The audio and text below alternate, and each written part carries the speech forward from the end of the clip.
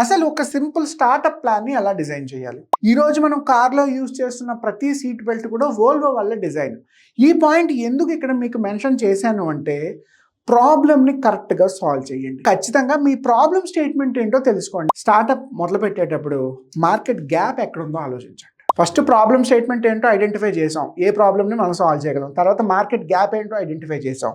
ఈ రెండింటిని కంబైన్ చేసి మీరు మార్కెట్కి ఇచ్చే సొల్యూషన్ ఏంటి. సో జస్ట్ మీకు తెలుసు కాబట్టి ఏ పని చేయొద్దు, ఖచ్చితంగా టీంతో డిస్కస్ చేయండి. Mobile to mobile payment options మారుస్తున్నాం, అలాగే మీ బిజినెస్కి డిఫరెంట్ రిసోర్సెస్ ఏంటి, ఫండ్కి ఎలా డబ్బులు వస్తాయి, మీ బ్రాండ్ కూడా 10 మందికి తెలియాలి, ఎక్కువ మంది కొనాలంటే మార్కెటింగ్ అడ్వర్టైజ్మెంట్ కూడా చేయాలి. ఆ మార్కెటింగ్ ప్లాన్ ఎలా ఉండాలి మీరు ఖచ్చితంగా ప్లాన్ చేసుకోండి. అసలు మీ బిజినెస్ ఆపరేషన్స్ ఎలా రన్ అవుతాయి, మీకున్న నాలెడ్జ్ ముందు ఒక ఆపరేషన్ ఫ్లో డిజైన్ చేసుకోండి. ఇవాళ ఎందుకంటే ఇలా ప్రతిదీ గూగుల్లో దొరుకుతుంది, యూట్యూబ్లో దొరుకుతుంది, ఎక్కడో దానికి కావాల్సిన రీసెర్చ్ ఇన్ఫర్మేషన్ కూడా మీకు దొరుకుతుంది. ఏం చేస్తే మీ ప్రొడక్ట్ అమ్ముడవుతుందో ఖచ్చితంగా తెలుసుకోండి. ఎందుకంటే ఇన్వెస్టర్ వచ్చేటప్పుడు కూడా ఖచ్చితంగా సేల్స్ అయ్యాయా లేదా చూస్తారు. ఫినాన్స్కి ఒక బిజినెస్ ప్లాన్ ఉండాలి, మీకు వచ్చే ప్రతి రూపాయికి మీ దగ్గర లెక్క ఉండాలి. దాన్ని ప్రాపర్గా కంపెనీ కోసమే 99 కాదు 100% మీ కంపెనీ కోసమే యూజ్ చేయాలి. అలా చేస్తేనే మీ ఫినాన్స్ వర్కౌట్ అవుతుంది. What are the small mile stones?